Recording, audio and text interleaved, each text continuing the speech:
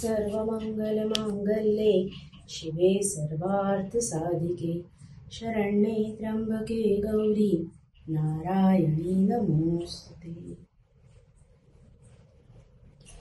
शुभनाशिनी शुभंकरास्तवन।